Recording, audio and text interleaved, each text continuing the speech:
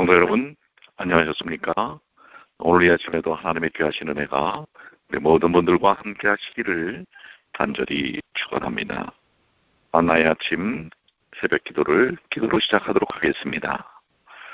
하늘에 계시는 사랑이 많으신 아버지 하나님 감사합니다. 이 아침에도 주님께서 저희들을 흔들어 깨워주셔서 성령의 인도하심 속에 하나님의 말씀을 듣고 깊이 묵상할 수 있도록 도와주셔서 감사합니다. 저희가 저희의 삶의 모든 에너지의 근원이 하나님께 있음을 인하여 감사드립니다.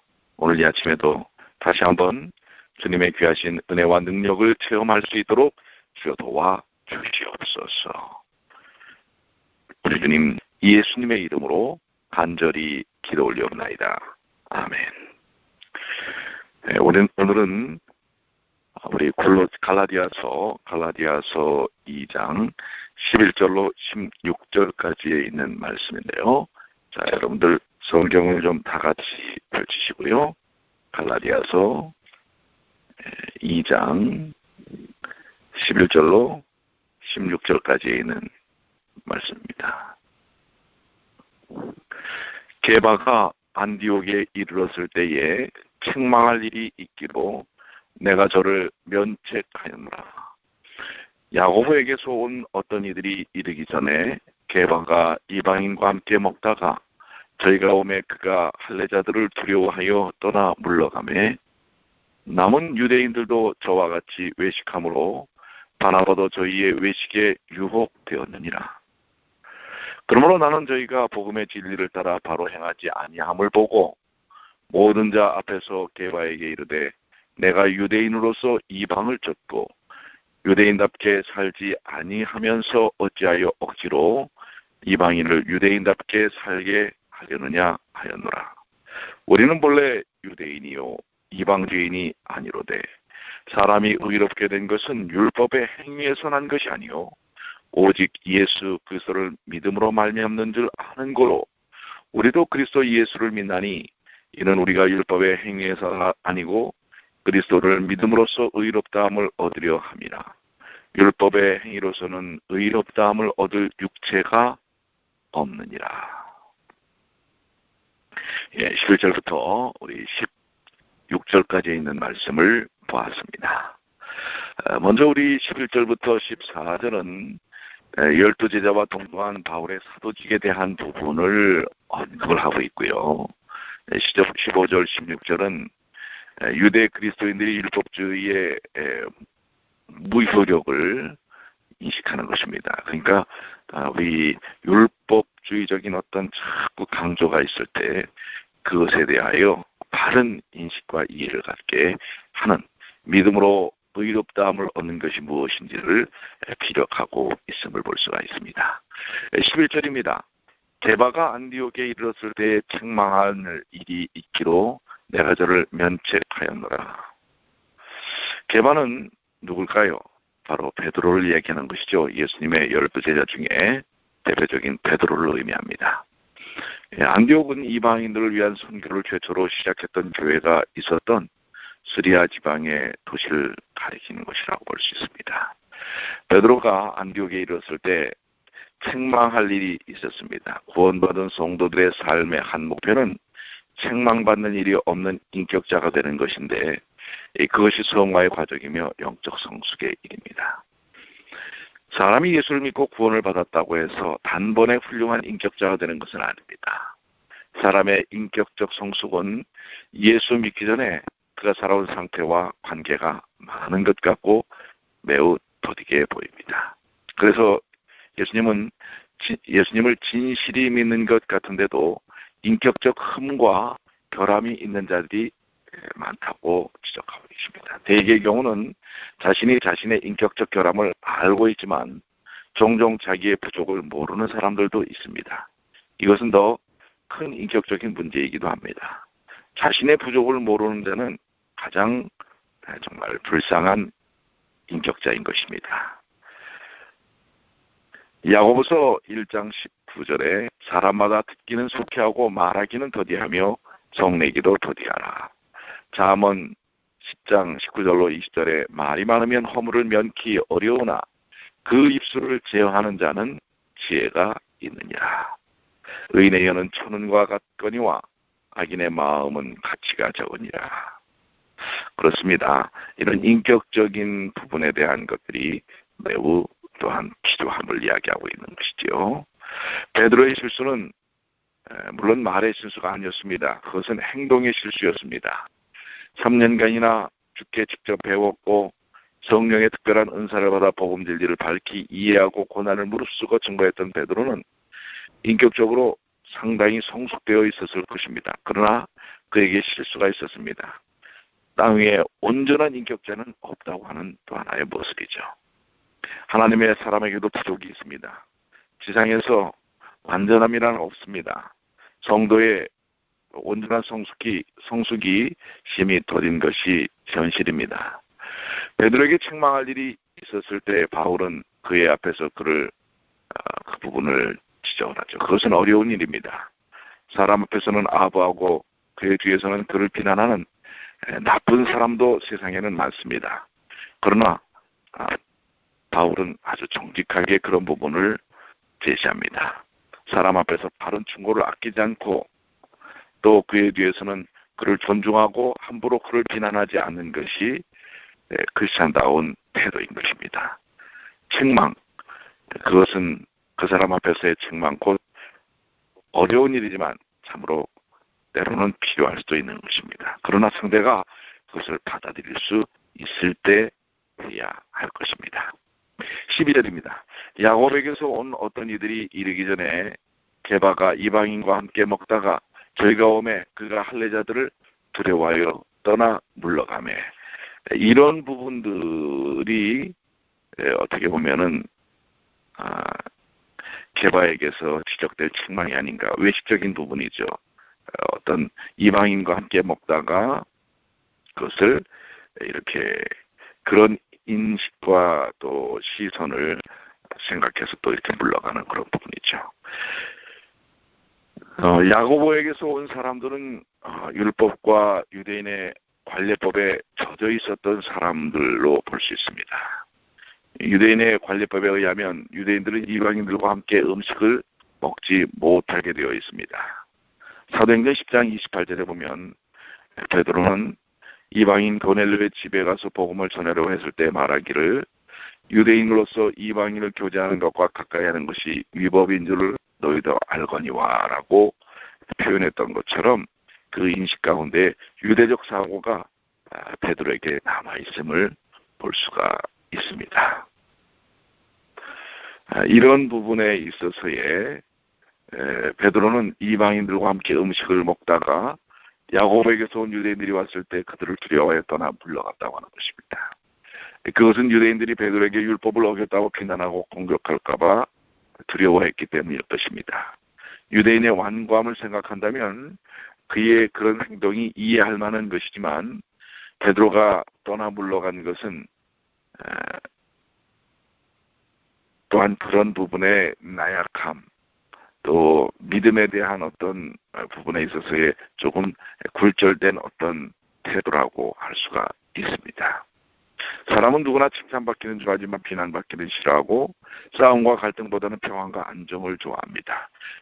그러므로 인하여 때때로 지켜져야 할 어떤 부분들이 이렇게 무너지고 왜곡되는 부분들을 볼 수가 있습니다. 13절의 말씀입니다. 남은 유대인들도 저와 같이 외식함으로 바나바도 저희의 외식에 유혹되었느니라. 베드로의 행위는 외식의 잘못, 이중적 행동의 잘못이었습니다. 이방인들과 음식을 함께 먹는 것이 정당한 일이었다면 그는 야곱에게서 온 유대인들 앞에서도 그렇게 행동해야 합니다. 반대로 만일 그것이 유대인들 앞에서 할 수 없을 정도로 옳지 않은 일이었다면 그는 그들이 없을 때에도 하지 말았어야 합니다. 하나님은 우리에게 진실을 원하지만 연약한 인간은 때때로 이중적인 외식의 죄에 빠집니다. 그런데 베드로의 연약함은 그 혼자만의 문제로 끝나지 않습니다. 그가 물러가자 함께 먹던 유대인들도 같이 물러갔습니다. 거기에 함께 있었던 바나바까지도 그러하였다는 사실입니다. 여기에서 우리는 지도자의 역할이 참으로 크다는 사실을 다시 한번 깨닫습니다. 만일 베드로가 그때 외식하지 않고 담대히 처신에 섰다면 다른 이들도 용기를 얻었을 것입니다. 그러나 그가 연약하여 외식함으로 다른 이들도 외식에 빠집니다. 그렇죠. 오늘날 신앙에 있어서도 우리 영적 지도자들의 역할이 매우 중요함을 보여주기도 하는 것이라고 할 수 있겠습니다. 14절입니다. 그러므로 나는 저희가 복음의 진리를 따라 바로 행하지 아니함을 보고 모든 자 앞에서 게바에게 이르되 내가 유대인으로서 이방을 쫓고 유대인답게 살지 아니하면서 어찌하여 어찌로 이방인을 유대인답게 살게 하려느냐 하였노라.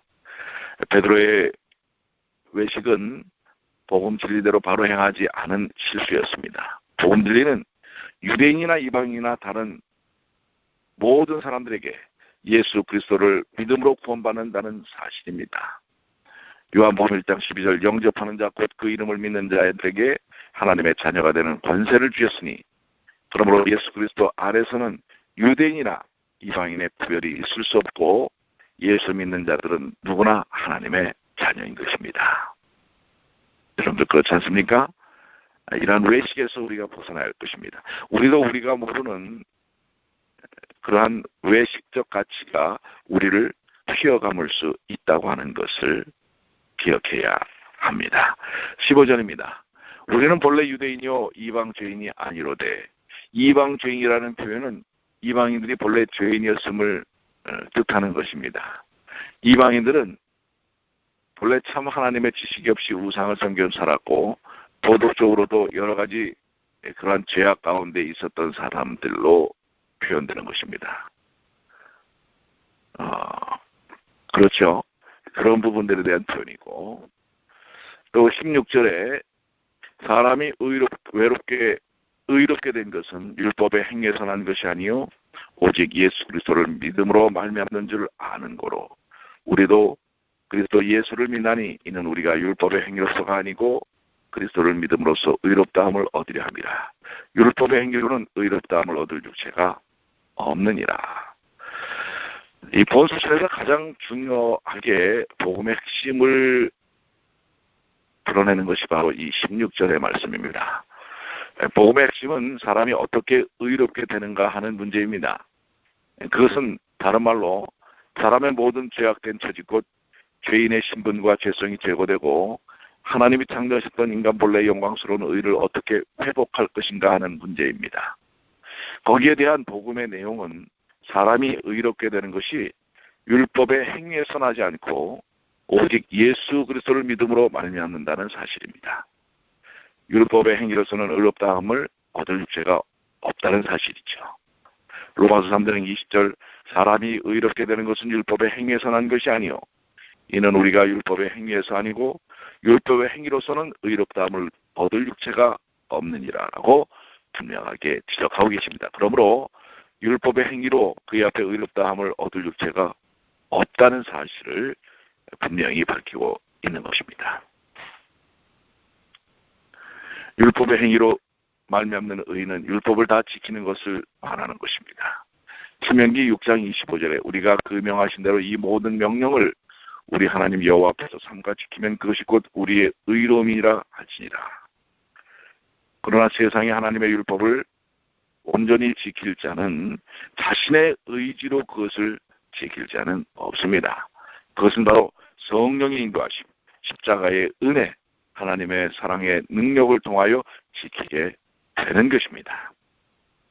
내가 지키는 것이 아니고 하나님의 능력을 통하여 지키게 된다고 하는 사실을 분명히 보여주고 있는 것입니다. 이것이 복음의 핵심입니다.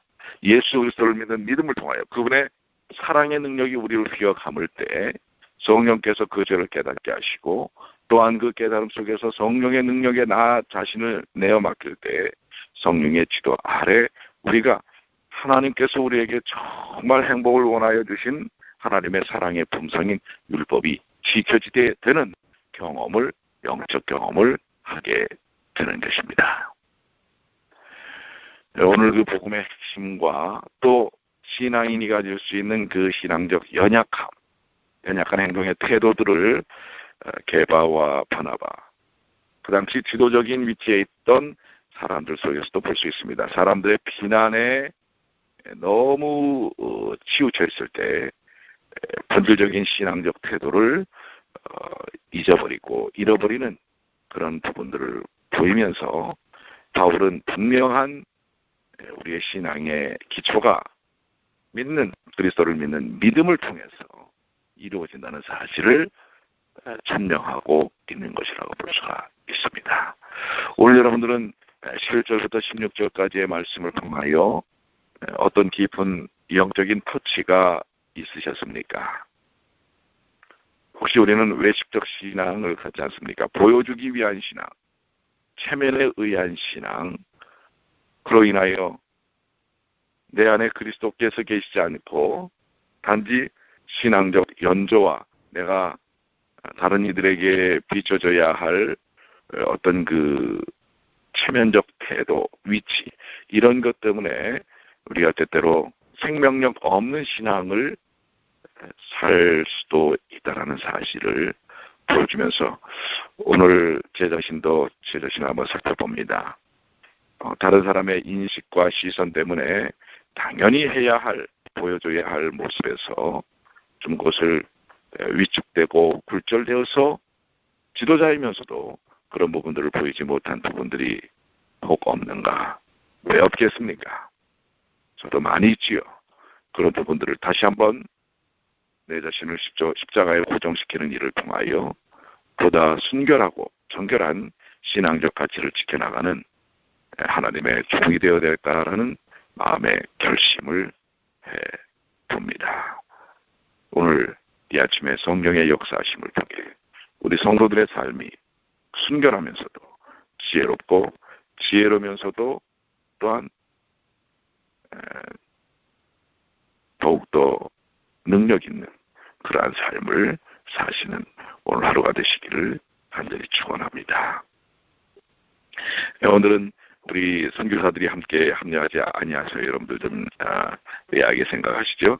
오늘 이 아침은 선교사들은 따로 본인들의 또한 영적인 그 에너지가 깊이 충전될 수 있도록 그들이 따로 또 이렇게 말씀 묵상을 할 수 있도록 그렇게 배려하였습니다. 양해해 주시고요. 오늘 하루도 주님 안에서 크신 능력을 의지하여 승리하시는 주님의 귀한 자녀들이 되시길 바랍니다. 기도하시겠습니다. 하늘에 계시는 사랑이 많으신 아버지 하나님, 오늘 때때로 보여주기 위한 신앙, 체면에 의한 신앙, 다른 사람들을 너무 신경 써서 이중적인 태도를 갖는 그런 신앙에서 벗어날 수 있도록 도와주시옵소서. 오늘 저희의 삶의 모든 에너지의 근원이 하나님께 있고 또한 예수 그리스도를 닮는 것이라고 하면서 저희들 오히려 주님을 닮지 못하고 저희의 생각과 의지대로 했던 모든 것 용서해 주시며 이제는 저희의 의지까지도 저희의 언행까지도 하나님께 맡기며 성령의 인도하심 속에 살 수 있도록 주여 도와 주시옵소서.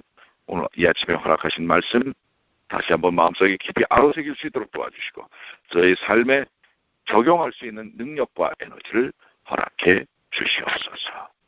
우리 주님 예수님의 이름으로 간절히 기도 올리옵나이다. 아멘.